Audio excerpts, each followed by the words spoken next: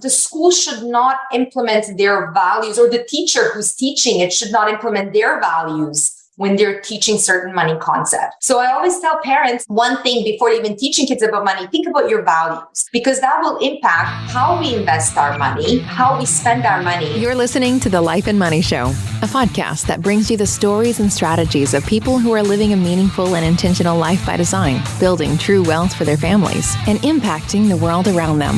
And now here are your hosts, Annie Dickerson and Julie Lamb. Hey, everyone. Annie Dickerson here. And on behalf of Julie Lamb, I'm excited to welcome you to another episode of The Life and Money Show. Today, we have a really special guest, Maya Corbic. She is a CPA, a mom, and the founder of the Wealthy Kids Investment Club. And yes, it's exactly what it sounds like. She teaches kids and their families about investing and financial literacy, which, as all of you know, is a huge passion of Julie's and mine as well. We talk about it all the time, how we're helping our kids to learn more about everything that we're doing to set them up for financial success in life. Because as you know, money is such a big part of life. It's so pervasive in all the different parts of our lives, whether we know it or not. And in this show, Maya talks a lot about how she's teaching not only her kids about money, but has created this entire program. She and I were talking before we started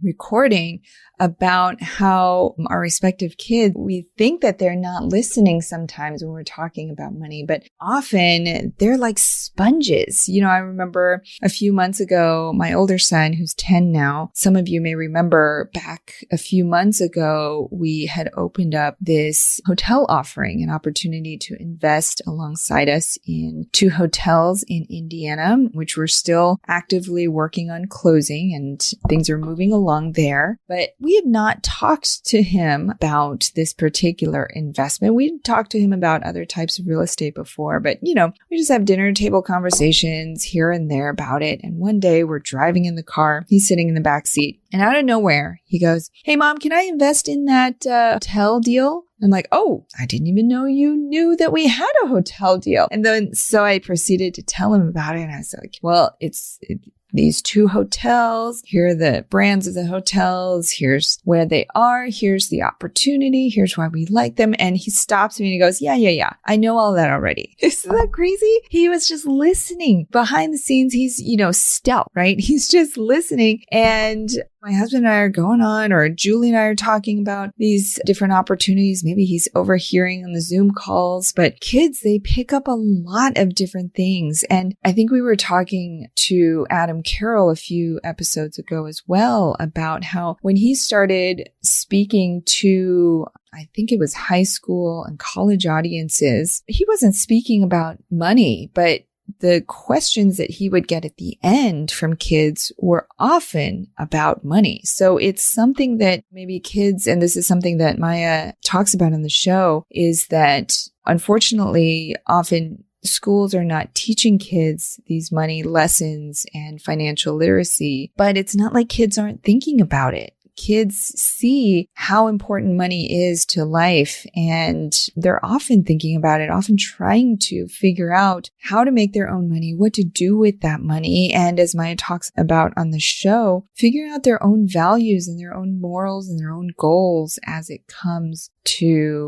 relates to money. And so in this show, Maya shares not only everything she's doing now related to teaching kids and families about money and financial literacy, but also her background. And she has such an incredible story. She came to Canada, I learned, as an immigrant and didn't start out with much. And in fact, some early struggles, and really built upon that foundation and figured out what she wanted in life, and was able to pay off debts at a rapid pace together with her husband. From there, went into, well, what do I want to do next? And realized that her kids were not maybe getting the money lessons she was hoping that they would get in school. And so really pivoted to focus on that. And I know it's a huge passion of Maya's and it's ours as well to help spread the message of financial literacy so that more kids and adults can become financially savvy and do more of what they love.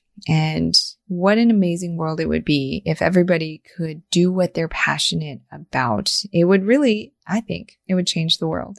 Well, with that, before we dive into our conversation with Maya, for anybody who's listening who is looking to get into investing, particularly real estate investing, but maybe you don't want to deal with all the hassles of being a landlord, well, that's exactly what we discovered for ourselves and what we focus on now through our company, Goodegg Investments. And so if you're looking to learn more about these group investments, real estate syndications, we've got a great resource for you. It's our book. It's called Investing for Good because it talks not only about why invest in real estate, but also the impact that these investments have in local communities. To get your free hardcover copy, just go to goodegginvestments.com/book. All right. With that, let's dive into our conversation with Maya Corbic.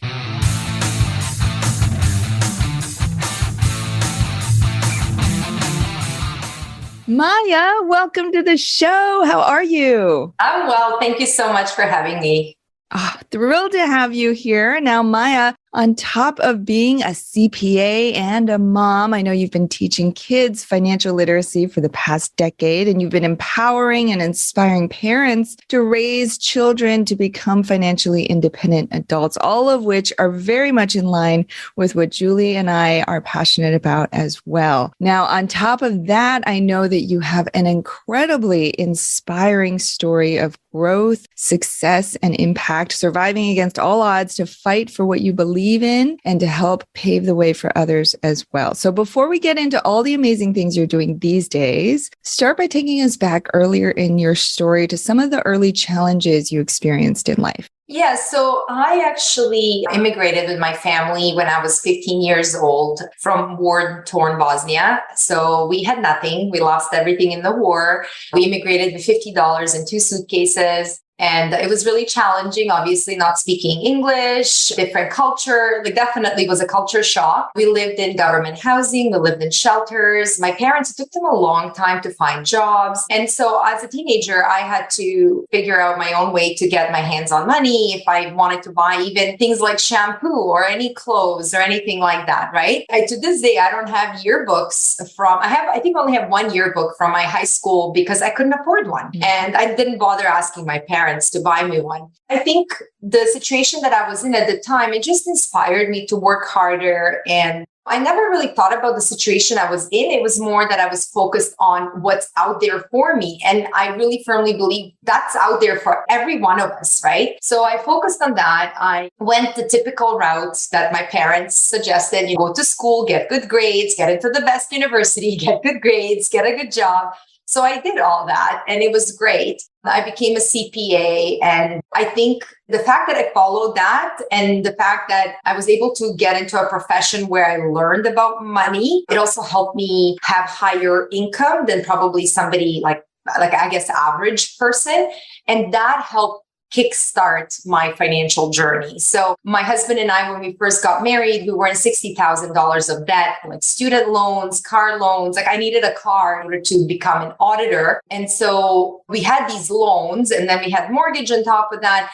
But because of my financial background, I was able to put us on a plan where we paid off that debt very quickly and we paid off our mortgage. We were mortgage free and it was kind of like, okay, what's next? And then at that time, we also had our kids and I thought, okay, let me find out what are they going to learn in school about finances, because I realized that was really important. And obviously money is not everything in life, but it helps us live more fulfilled life. And that's when I realized the schools would teach them all about money because it's so important, right? Right. And that's when I realized this was more than 10 years ago. That's when I looked at the curriculum and I realized they were not going to learn much. And at that point in time, I was financially free and I was looking for something to do to contribute. And that's kind of how my business was born. And I started teaching kids about money and helping parents teach kids about money. Wow, what a story. And when you immigrated to the US, where in the States were you?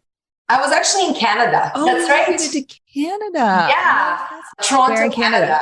Yeah. Oh, okay. It's very similar to, I guess, how it is like immigrating in US. Like it's the same kind of experience, right? Yeah. Yes. It reminds me of, so I immigrated to the States with my family as well when I was 4. And so a little bit different age and stage than when you immigrated and different circumstances. But yeah, I remember even at that young age, the culture shock. And we didn't have very much money either at the time, and having to just learn the new ways of how things were done here. And thankfully, it was more or less in my memory, a fairly easy integration, but I'm sure I was young. So I'm sure it was much different given your circumstances. And at 15, and I know your kids are currently, I believe they're 16 and 14, right? So right. Your life now versus your life at 15. Oh my gosh. So different. I frequently try to remind them. I just have to do a gentle reminders, but just kind of like, you know what, guys, you have so much. You're so lucky because there are kids out there who are constantly immigrating, or even kids who are born in North America, doesn't matter, Canada, US, who don't have as much. So I think it's important to teach our kids to be grateful and instill that sense of being thankful for what they have. Mm-hmm. Well, I definitely want to get into what you did to build up the financial literacy for your kids and other kids as well. But before we do that, you mentioned something paying off at an astounding speed. Dig into that a little bit further for us. If there's a listener out there who's maybe in that position where they are looking to get out of debt too, how did you get started and advice would you give them?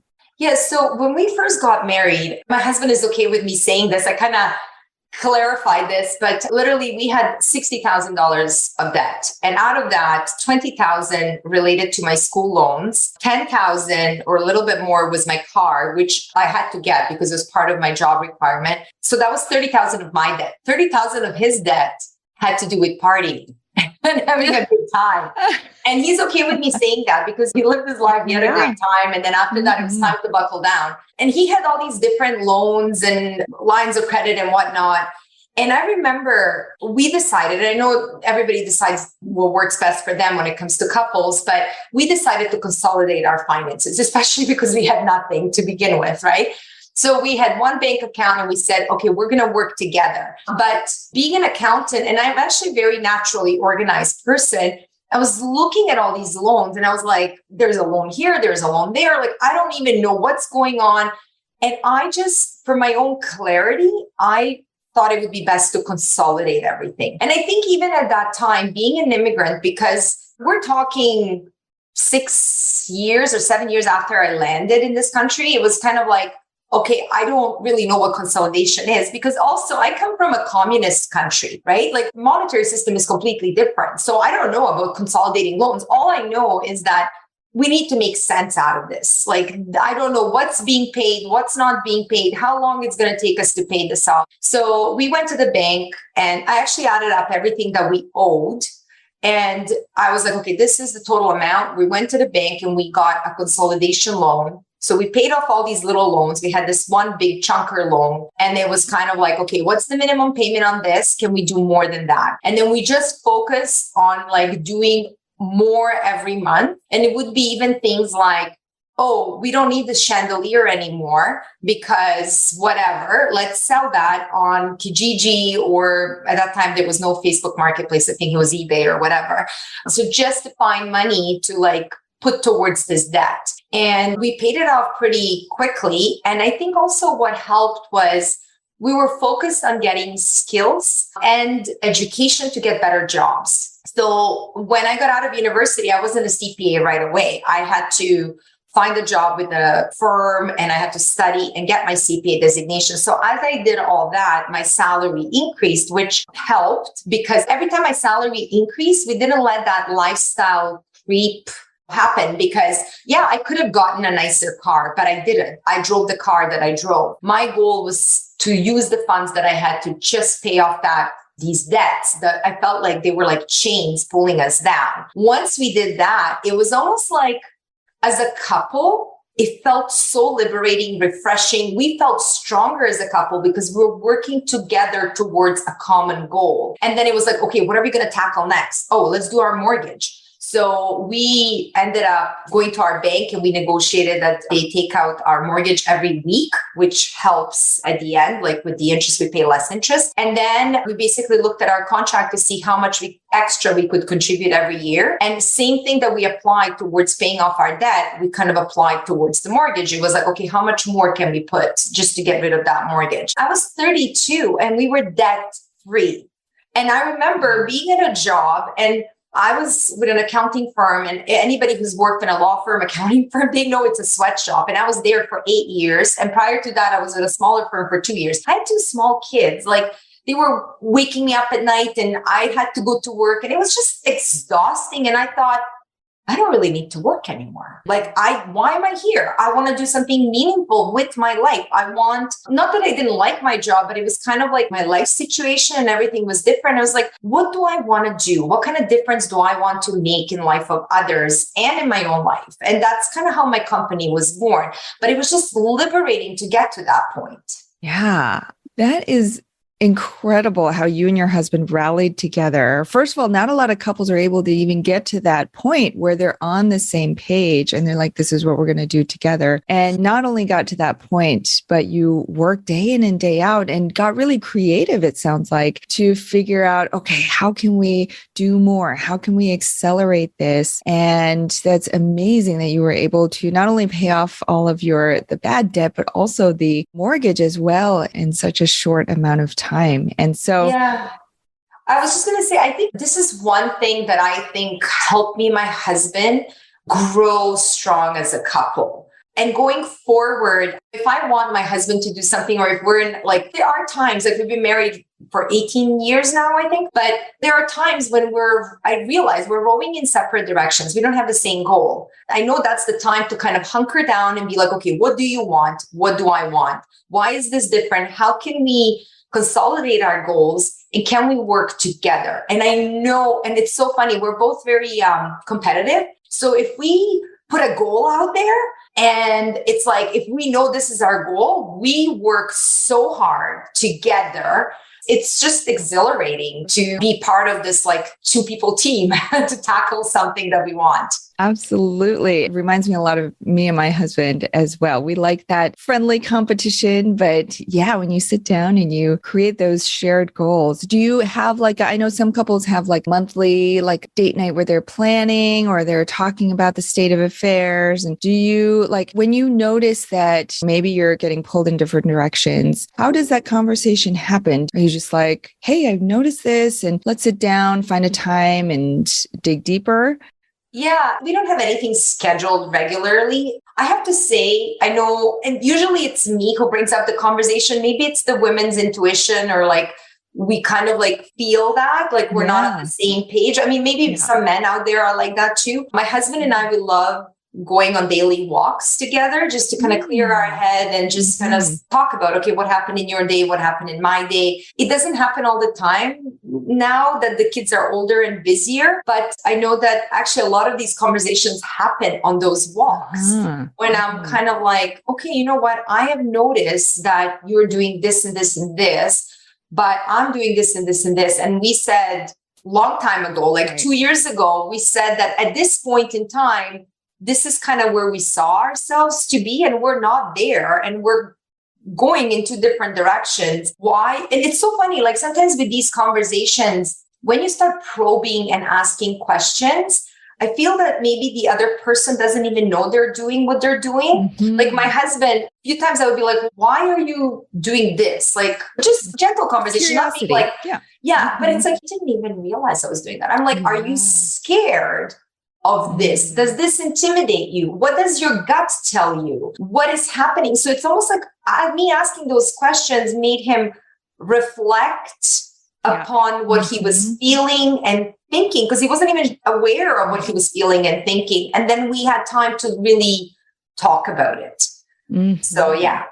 And so I assume it was on one of these conversations that maybe you started to dig into kids and financial literacy and potentially focusing on this. And so tell us a little bit about that. So you discovered when your kids were young, they weren't being taught the money lessons you were hoping they would be taught in school. And so tell us, how did you, it seems like for many of us parents, it's such a daunting thing, right? It's like, well, maybe I don't even know what to teach my kids about money. I thought the school was going to do it, but surely maybe they'll teach them a little something. Maybe that's enough. But a lot of us parents are like, well, maybe I should supplement at home. And often there's not a lot of resources out there. And so tell us a little bit about that journey. Yes. So when I worked for the accounting firm that I was with, we had some volunteer days when we used to give back to community. And during those, I actually ended up participating in this program where I went to school to teach kids about money. And we were given a guide. And I would come from those days, and I only did like maybe 2 or 3 days, like in random years. And my husband's comment was, I have never seen you happier coming home from work. He's like, you're glowing. And I would glow for days. Like, I just love teaching. It's funny, actually. I think we all have gifts. I think one of my gifts is a teacher, being a teacher. Although I never, and I don't know why, I never considered going into teaching. I have no idea why, but I know I can teach. I know I can pick up, like if I'm losing my student, I know how to bring them back in and how to explain something in a way it can be understood. So just being in that classroom, I was on this like high. And so it kind of started off with that. And then I think I was growing unhappy at my work because of the situation that we were in, like with our little kids and the demands of that high profile job. And I remember just before I quit, at that time I was driving a used car, and I still drive used cars, and I've driven cars for a very long period of time. But I remember my son, he was 4 or 5, something like that, 4, I think. And he said to me, Mama, I would like you to get a new car. And I said, why? He's like, your car doesn't look very nice. And he was pointing towards pictures of Ferrari. And I thought, oh, this kid has absolutely no idea how much things cost or anything like that. And that's kind of like, as I said, I started looking into it. Okay, so what are they going to learn in school? And then I realized, okay, they won't learn much. And then I thought about the program that I volunteered for, and it was a great program. But what happened with that program was we would go into schools and we would be there from 9 a.m. till 3 o'clock in the afternoon. So we're teaching this class of, let's say 20, 30 children, all these different financial literacy concepts. It is overwhelming. I was hoping that they would even remember one of those concepts. Right. So I was kind of thinking, I was like, oh, well, we need a program. We need something where it's not overwhelming. You're teaching concepts like one at a time and gives the kids time to digest what you're teaching them and apply it. And that's kind of how I started developing my program. And originally it was more for my kids, and then I started expanding it. But when it comes to, I think you mentioned this just a few minutes ago when you said parents don't know where to start or what to teach or how to supplement it. I'm a firm believer that parents need to be involved, because when it comes to money, almost like 2 layers of how we should be teaching money as like basic concepts, like, okay, how to do budgeting 101. It's like, this is the basics of budgeting.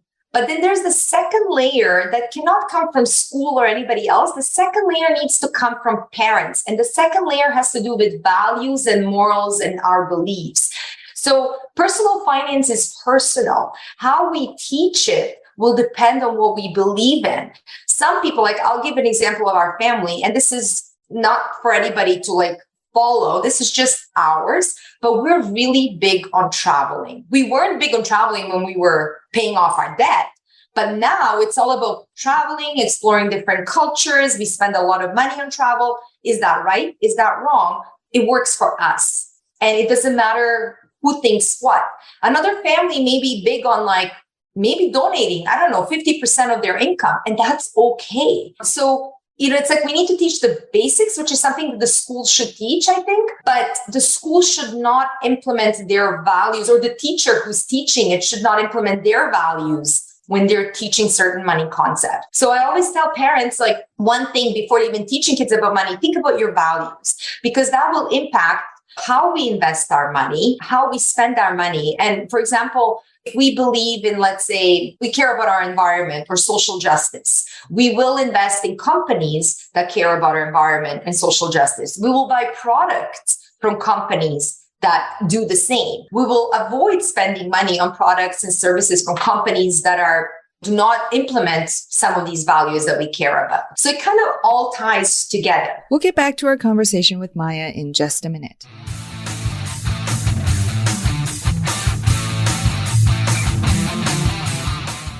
Have you been thinking about investing in real estate, but aren't sure you have the time or the desire to manage the investment?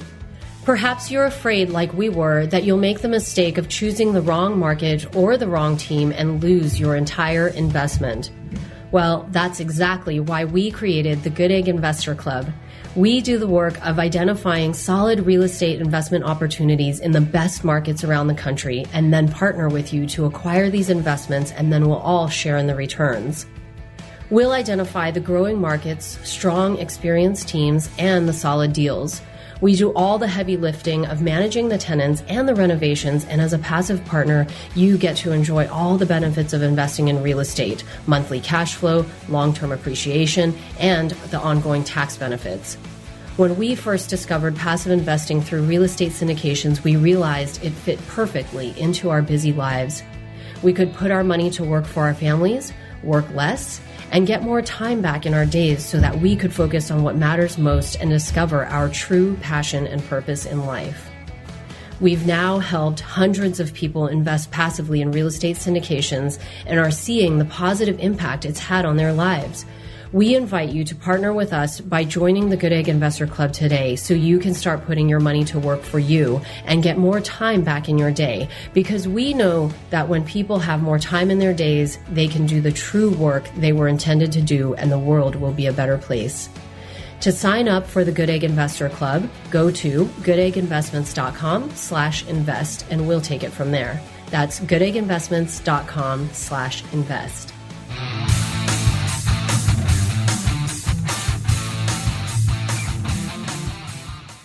And now, back to our chat with Maya Corbic. That's such a good call out. I think it's something that a lot of adults don't even think about, is how their values and their morals and their goals tie to their spending habits. But kids pick these things up, and they're observing. We were talking before the show how kids are always listening. And so it's so important to have those conversations. And I think that's such a good call out that, yes, schools may get to a point where they teach the nuts and bolts of how budgeting and investing and saving, how that all works. But there's that layer, as you mentioned, that needs to be talked about and taught at home and as individual for each family and each child. So that's I'm going to have that conversation with my kids tonight at the dinner table. That's such a good call out. You started this path a while back. So now tell us, these days, what does your business look like? Are you working with children and families and schools? And what are you seeing out there? It's really evolved a lot over the years. I mean, I've been doing this for over a decade. So originally it really started, I built this curriculum, and it was very extensive curriculum because, as you know, I mean, financial literacy is a huge field. So we teach all sorts of stuff. And so I built curriculum for younger grades and older grades. And I started going into schools and teaching kids as young as kindergartens all the way up to grade 12, different financial literacy topics. And this was prior to COVID. And I also, parent associations or parent councils used to hire me also to come in the evenings and speak to the parents, or I have actually still a workshop where I help parents design their own personal money teaching plans. And I have a workbook that I bring along. And so I used to do all this in person, which was a lot of fun. It was kind of hard on my family because sometimes I would travel, but it was a lot of fun because I love that in-person learning or teaching, because I can really feel the energy in the room and really make sure I understand, my audience understands what it is that I'm teaching. And then after that, the COVID happened, obviously. So that changed everything, for many businesses. So it really forced me to go more online. Because of COVID, I ended up having this pretty strong social media presence on Instagram. So I provide a lot of free tips and information on Instagram. I go by teach.kids.money. There are a lot of impersonators out there, so just make sure if you follow the right account. So it's teach.kids.money. Every day I try to post useful tip or something that can help parents take the financial literacy one step further with their kids. And then a lot of these workshops that I used to do in person, now I actually do online. So I actually have Millionaire Mindset workshops for children as well as for teens. And I teach those periodically throughout the year. And then the big thing that I actually just started doing about a year and a half ago, I started my Wealthy Kids Investment Club. And the reason for that was because I actually realized that a lot of people are extremely intimidated by investing in stock market. And they shouldn't be, because there are ways to invest into stock market that are easy and safe, especially for somebody who's a long-term investor, which most of us generally are. A lot of times people think of investing as scary because there are different kinds of there's different kinds of investing. There are day traders. These people sit in front of the computer all day long and they trade stocks, and they can lose money, they can gain money. I've actually had a friend who I remember one day he won $30,000, but then he also lost $50,000 of his parents' money a different day. So this is not the kind of investing that I teach, but I think it's really important for people who are intimidated by investing to understand that there are different kinds of investing. There's investing that you do, which is real estate investing, which can also be very safe if you know what you're doing. So the club that I started, it was originally meant for kids because I really passionately believe in teaching our children and just raising the next generation of money savvy kids. But then it was parents who started doing these lessons. And then they were like, this is amazing. We want to be part of this. So now it's become a family membership program.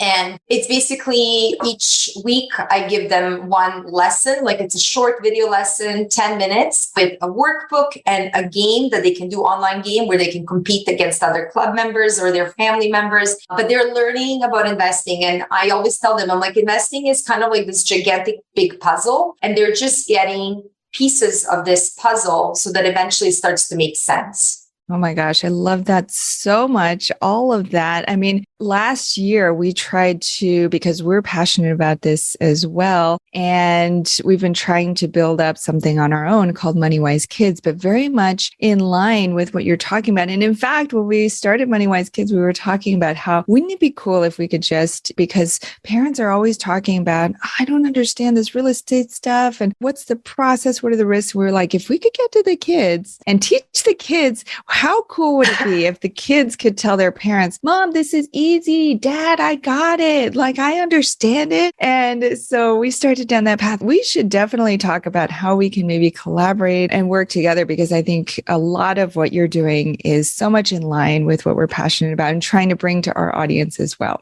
So, all right. Now with that, let's go ahead and transition. Let's dive into the Life and Money Show Spotlight round. We're going to ask you 3 questions we ask everybody. Maya, you ready? Yeah, I'm ready. All right. The first question is about your life and money. So share with us one thing that you're doing to live a meaningful and intentional life by design.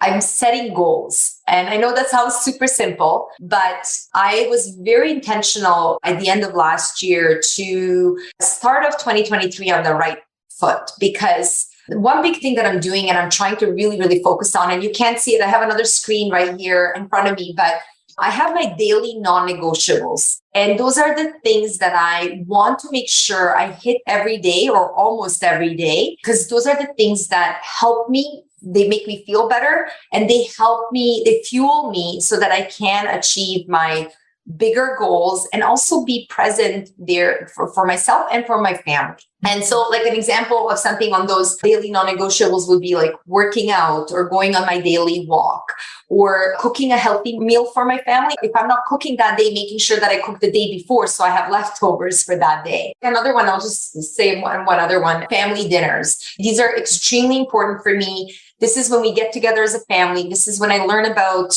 my kids' day, my husband day. We discuss whatever it is that we're discussing. And it's really, life is crazy. Things are busy. we go in opposite directions. And sometimes it's like 15 minutes. That's all we have for family dinner, but we do it because that is really important to me. And I made sure that my family knows this is really important to me, for me. So they do it. Yes. And I love the intentionality that you're talking about, is thinking ahead of what is this life that I want and what are the components of it and how can I make those non-negotiables so that those are the priorities and everything else works around those. But those are my things that I make sure that I get done every day, or at least most days. And so I love that. I think you're right. It's simple, but it's powerful. Yeah. All right. Next question is around others, life, and money. So what's one life or money hack that you can share with our audience? Something that maybe has really helped you on your journey that you think will help others as well? So the big one, and I actually posted about that on my Instagram stories today, is automating our finances. It's so simple, but it's crucial. And I actually shared today on my Instagram stories that just about a week ago, something happened with our checking account, and our account it wasn't frozen, but it was put on hold. Anyway, we have our investments on automated. So every month, a certain amount of money is taken out of our checking account, put into investing. But because of this thing that happened, the money that was transferred into our investing account got transferred back into the checking account. So we ended up resolving this whole thing. And it was up to me for the past 7 days to manually transfer this money into my investment account. And guess what? I didn't do it until today. Why? Because life happens. So if we can automate some of these things, whether it's paying off debt or saving or investing that money, or when my kids were little, I don't give them allowance anymore because they're teenagers, but when they were little, they would get allowance, automating that allowance so that it automatically goes from my account into their account. And then from there, we would actually separate and automate a portion of their allowance to go directly into savings, which automatically also ended up getting invested. So all of these can be implemented and it saves you time, but also you don't worry about it and you are planning for your financial future and for your own benefit down the road. Yes. And it's almost like what you're saying around goals too. Is like, once you have those goals, figure out how you can automate it. So you don't have to always be thinking about, okay, how do I do this thing today? Oh, it's that time of the week again. I got to do this thing, but really scheduling it in and automating it. I think that's genius. So you don't have to think about it. It frees you up to live your life. Exactly. All right. Final question is around the world. So what is one thing that you're doing to help make the world a better place? Well, I'd like to think that my business and my courses, my Instagram page, which is available to everybody, it's got tons of free information. I also have a lot of freebies that I give. I'd like to think that that's helping make the world a better place, that it's helping parents educate their children how to become money savvy so we can all raise financially literate adults. We're raising adults. We have children, we're raising adults. I really hope that these kids that are money savvy, that they can make choices that later on in life, like they don't have to be stuck at a job that they hate, but because they have money, they can choose to do something that they love and pour their passion and enthusiasm into creating something that can benefit more people. So yeah. Exactly. We talk about that all the time on our team as well, is how can we empower people, more people, to do what they were put here to do, what they're passionate about. And if everybody could just get to that place, man, what a different world it would be. Well, Maya, you've shared so much. And like I said, you have such an inspirational story and you're doing so much for others. And I know our listeners are going to want to follow up and learn more. So tell them, what's the best place that they can go? Yes. So I actually, as I said, I'm on Instagram. My handle is teach.kids.money and lots of free information there. But I also, if it's okay, I'd like to tell them about the promotion that I have. Yes, so please do. Yeah. So if they're interested in learning how to invest and to be part of my Wealthy Kids Investment Club that teaches families how to successfully invest and create generational wealth, if they sign up for the club, I am giving everybody my course for free. It's the Parent course on how to teach kids to become millionaires with all of its workbooks for parents and for kids. And the membership in the club is $8 per month. So essentially 2 Starbucks coffees. Really, my goal is to impact as many people as possible, to teach as many people as possible. So in order to sign up for the Wealthy Kids Investment Club, all they have to do is just go to wealthykids.club. It's not .com, so it's .club, wealthykids.club. They can register there. Once they register, if they can just give us 24 hours to send them the free course with all the workbooks and everything. And then they also have access to our private Facebook group where they can ask questions and connect with other community members and parents who are like-minded and want to learn and grow and build generational wealth. Oh my gosh, I love all that so much. What a fantastic resource. And so for all of our listeners, we'll have all of that information for you in the show notes. Maya Corbic, CPA, mom, business owner, teacher, founder of Wealthy Kids Investment Club. Maya, thank you so much for being here and sharing your wisdom and your story with us and our listeners today. Thank you so much for having me on the show. It has been a treat. You've been listening to The Life and Money Show, the #1 podcast for people who, like you, are living a meaningful and intentional life by design, building true wealth, and making an impact in the world. For more resources, check out goodegginvestments.com and be sure to join the Life and Money Show community on Facebook. And if you got value out of this show, please subscribe and give us a 5-star review so we can continue to bring you amazing new conversations.